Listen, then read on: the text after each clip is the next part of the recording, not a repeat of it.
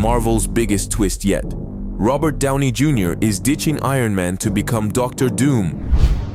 Fission-powered gauntlets, vibranium-reinforced armor, lasers out the wazoo. That's right. Robert Downey Jr., the hero we all loved, is set to return as the MCU's most sinister villain. And here's the kicker. We've got a wild theory on how he'll pull it off. Buckle up, because this is going to blow your mind.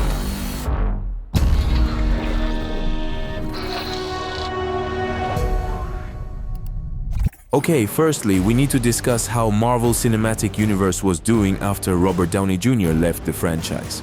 And yes, it is connected to Kevin Feige's decision on inviting Robert Downey Jr. to come back to the franchise. I could bet $1 million if I had them.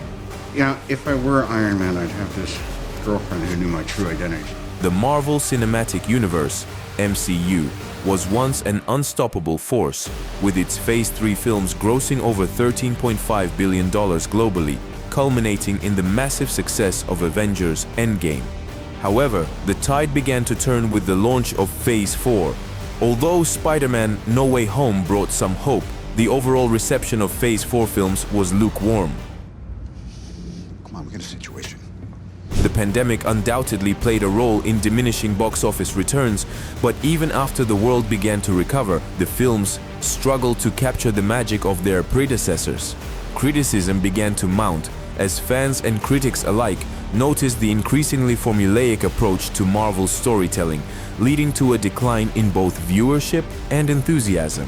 Phase 5, which started off okay-ish with Ant-Man and the Wasp, Quantumania, and continued on a good note with Guardians of the Galaxy Vol. 3, but hit a major roadblock with The Marvels, which became one of Marvel's biggest flops, losing nearly $237 million.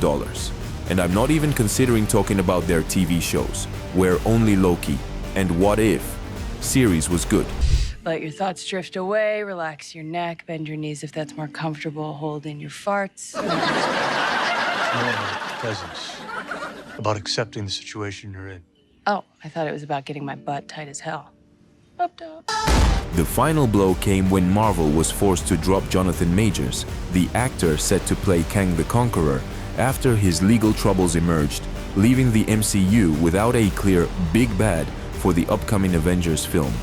Despite the success of Deadpool and Wolverine, which grossed over $1 billion, it was evident that the MCU needed a new supervillain to reignite fan interest, and with Kang out of the picture, the question loomed, who could fill the void?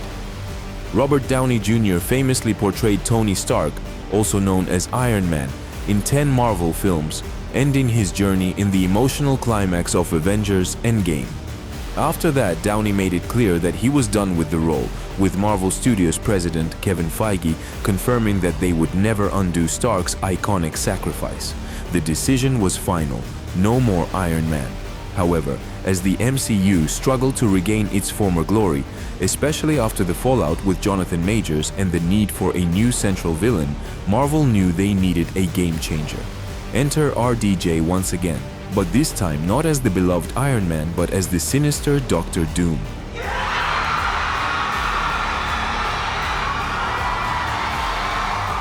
Of course, it's not going to be the first time we see our beloved iconic actor playing different character on screen.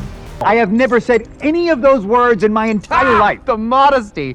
People think I'm a shit talker, but this guy? Next level. Oopsie, forgot to warn you of spoilers. Sorry guys.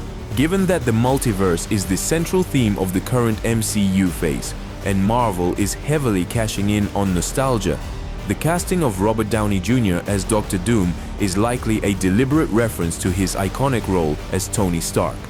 While some fans speculate that Robert Downey Jr. might be playing an alternate reality version of Tony Stark who becomes Doom, a more intriguing theory suggests a different approach.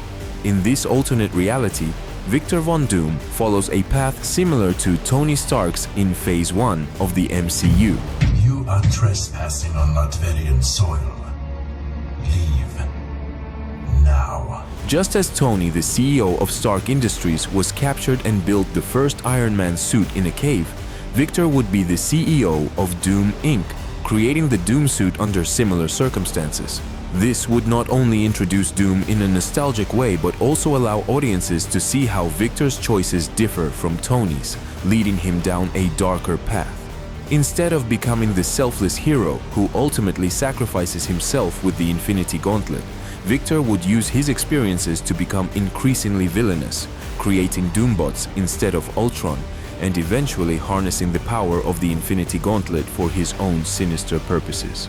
The moment when RDJ's Doom emerges from the cave in a Mark I Doom suit would be an electrifying callback to the original Iron Man, showing how the same scenario can forge either a hero or a villain. To conclude, we look ahead to Avengers Doomsday. There's much anticipation and curiosity surrounding how Marvel will handle Robert Downey Jr. casting as Dr. Doom.